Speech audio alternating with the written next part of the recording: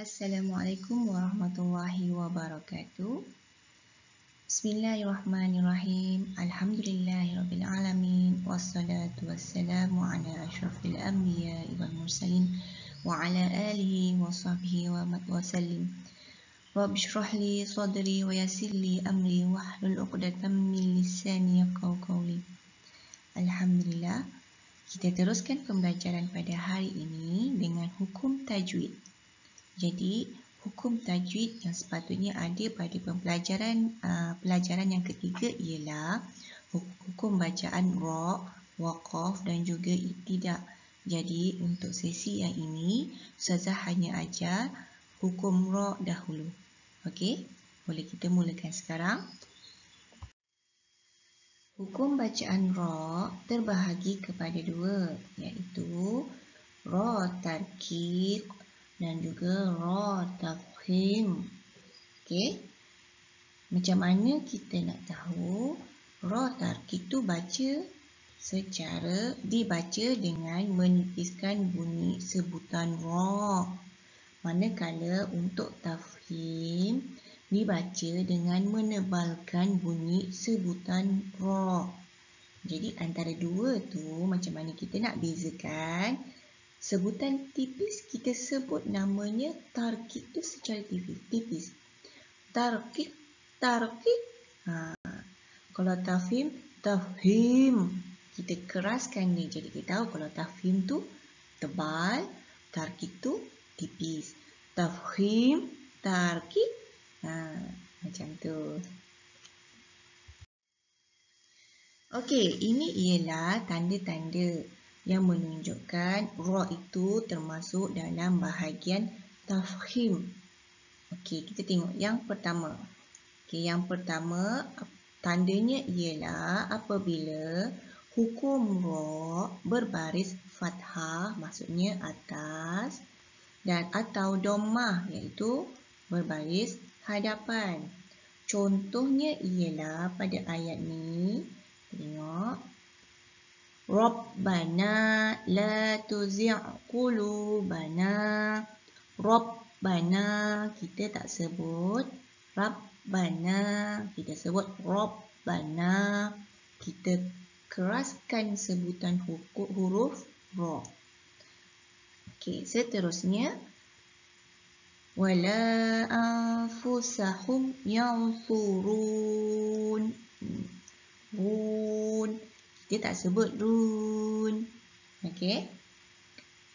Okey, yang kedua ialah ra sakinah. Ra sakinah maksudnya ialah tanda mati. Macam ni. Ya. Tanda macam mati yang ini. Ini tanda mati. Ra sakinah. Dan huruf sebelumnya berbaris fathah. Okay, ra sebelumnya berbaris fathah yang ini. Baris atas. Atau dhammah. Dhammah baris hadapan sebelum huruf ra yang bertanda mati. Cara bacaannya wa iz yarfa'u. Mula-mula bingung tak Ustazah? Yarfa'u nak menunjukkan sebutan huruf ra yang tebal. Yaj'al lakum furqana. Furqa. Kita tak sebut fur. Sebutan ra-nya kena tebal. Okey. Yang ketiga, apabila ra sakinah, huruf sebelumnya berbaris kasrah. Ra sakinah, kita tengok ra sakinah tanda mati. Sebelumnya berbaris kasrah, maksudnya di baris bawah. Dan selepasnya terdapat huruf isti'la berbaris fathah dalam satu kalimah. Maksudnya apabila ra mati, sebelumnya baris bawah, selepas huruf ra mati itu ialah huruf yang ini. Isti'la, bukan ni huruf isti'la. Huruf-huruf isti'la nanti Ustazah sebut sebelum ni. Maksudnya apabila berjumpa yang macam itu, kita akan baca huruf ra tu secara tebal. Contohnya min kulli firqatin, min kulli firqatin, min kulli firqatin. Kita tak sebut fir, kita firqatin. Okey. Okey, contoh yang seterusnya fi qirtasin. Kita sebut fir. Okey, kita sebut qirta. Ra mati sakinah sebelumnya baris bawah berjumpa dengan huruf isti'la iaitu ta. Qirta. Qirta. Kita tak sebut kirta. Okey. Okey. Seterusnya ialah ini dia huruf-huruf isti'la. Huruf-hurufnya ialah kha, sad, dad, ta, za. Ada satu lagi, ghin dan qaf. Macam nak hafal? Dia bagi contoh. Khussa da'atin qiz. Cara nak menghafal huruf-huruf isti'la. Maksudnya, kalau kita tengok yang tadi, apabila hurufnya bertemu dengan huruf isti'la sebelumnya berbaris bawah, maka kita kena sebut secara tafkhim. Seterusnya, yang keempat, apabila ra yang terletak di awal kalimah. Maksudnya kita tengok kat sini, ra ni berada pada awal kalimah. Dan huruf sebelumnya hamzah wasal. Hamzah wasal di sini. Hamzah wasal di sini. Ada alif hamzah. Okey. Jadi bacaannya irji'u. Disebut ra tu secara tebal. Dan lagi satu contoh. Kalau huruf sebelumnya ialah hamzah wasal di sini. Kita tak sebut alif tu. Tapi kita terus baca daripada huruf sebelumnya. Wa qalarqabu. Wa qalarqabu. Kita tak sebut wa qalarqabu. Terus semua jadi tipis ya. Okey. Okey, boleh follow ya. Okey, yang kelima, apabila ra sakinah asli atau huruf sebelumnya berbaris kasrah asli atau kasrah aridah, itu yang mendatang. Kita tengok contoh yang pertama. Apabila dia kata apa? Ra sakinah asli di sini. Okey, tak ada sakinah kan? Maka dan hurufnya berbaris kasrah asli, kasrah ni di bawah ni, ataupun kasrah yang mendatang. Okey.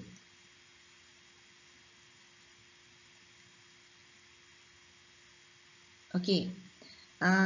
Sebutannya Rabbirhamhuma, Rabbirhamhuma, Rabbirhamhuma. Contoh lagi satu. Illa manirtada, illa manirtada. Kita tebalkan sebutan ra.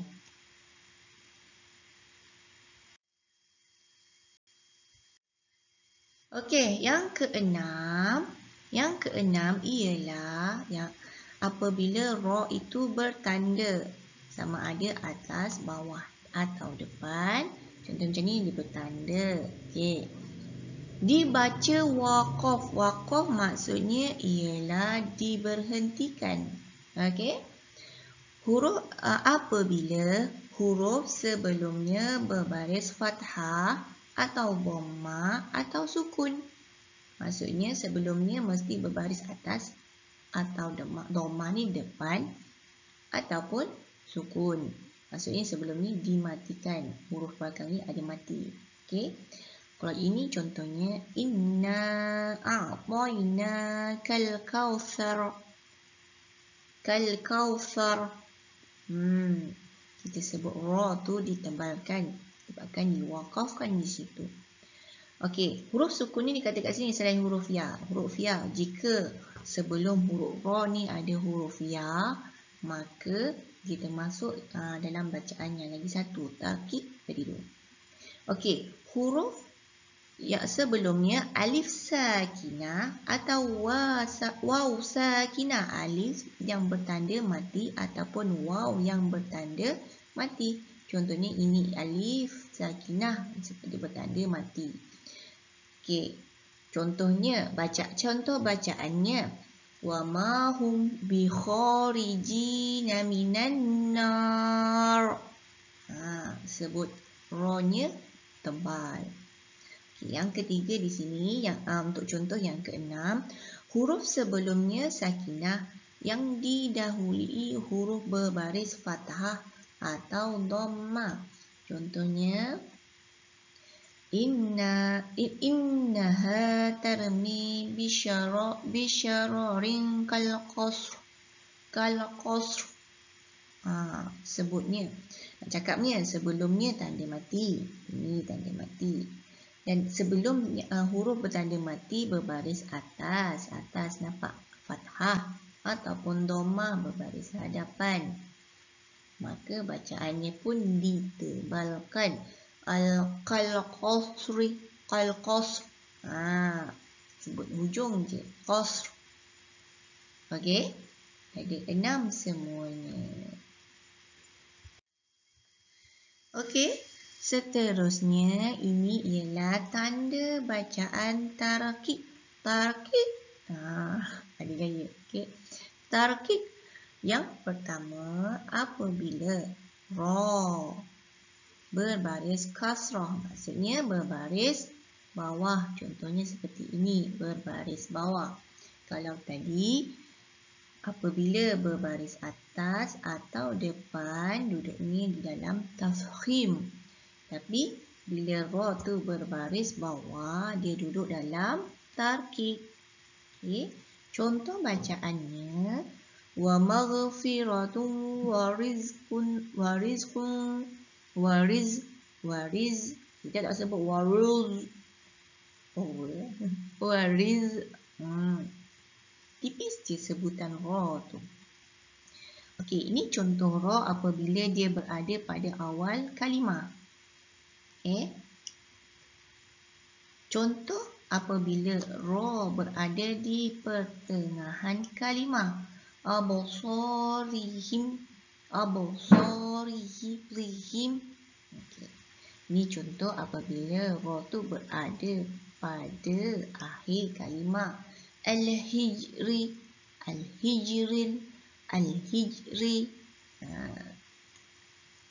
Okey, tanda yang kedua, ra apabila berbaris kasrah. Okey, bawah. Dalam dua kalimah yang dibaca secara wasal. Wasal ni maksudnya dibaca secara terus. Wazkurisma. Macam ni. Okey.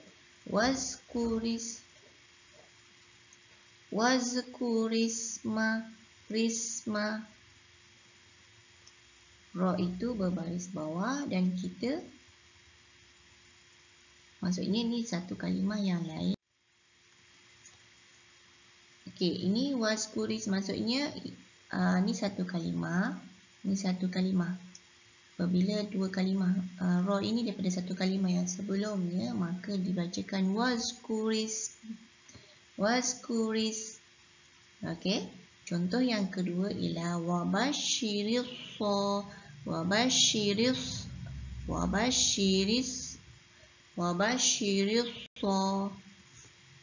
Okey.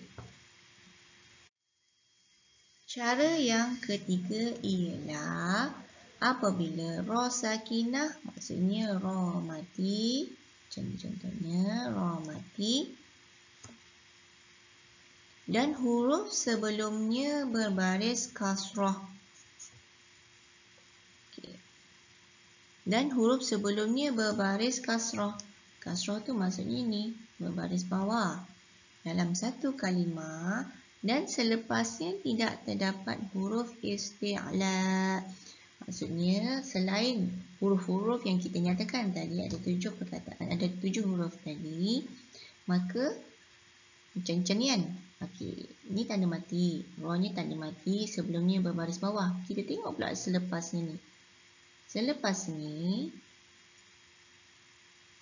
okey.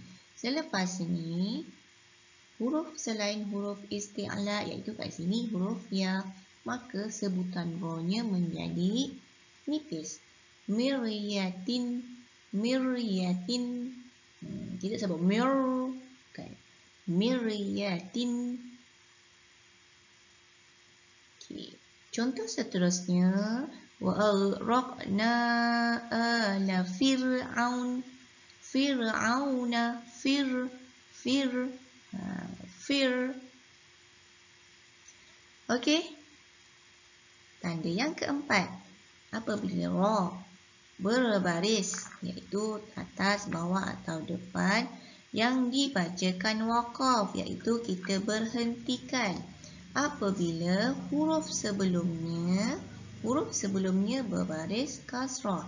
Maksudnya di sini, ni kita bacakan di waqaf. Ra pada penghujung, sebelumnya berbaris bawah. Contoh bacaannya, hatta zurtumul maqabir. Maqabir. Kita sebut maqabir. Okey. Okey, seterusnya ialah ya. Ya sakinah. Maksudnya apabila huruf tu dibaca waqaf, huruf penghujung tu kita baca waqaf, pada dekat dengan waqaf tu ada huruf ra yang berbaris. Sebelumnya ada huruf ya. Okay, saya tunjuk balik ya. Okey. Ni ra berbaris. Okey, ra berbaris, sebelumnya ada ya. Ya.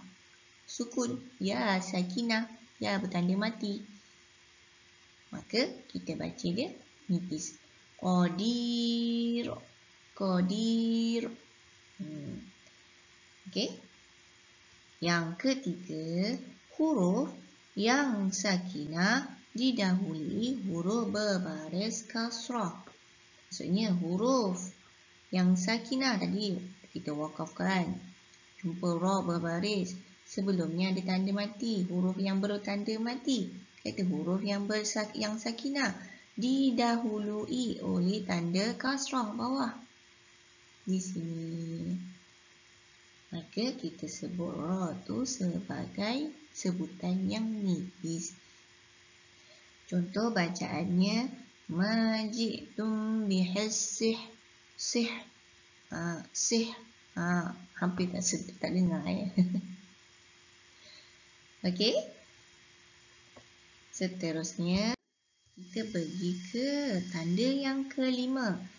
Sebutan imalah, iaitu apa itu imalah? Ialah bunyi pertengahan antara bunyi fathah dengan bunyi kasrah.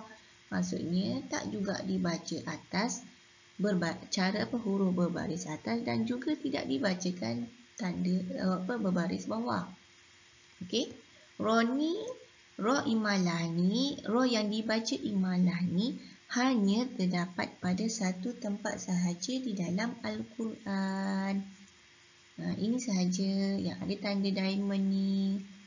Contoh bacaannya, wa qala rakabu fiha bismillahi majriha wa mursaha. Majriha, bukan majroha, bukan majriha. Sebutannya majriha. Ini tandanya bila kita jumpa diamond. Okey. Ini dia bila ada 5 tanda bacaan tarkib, dan juga ada 6 tanda bacaan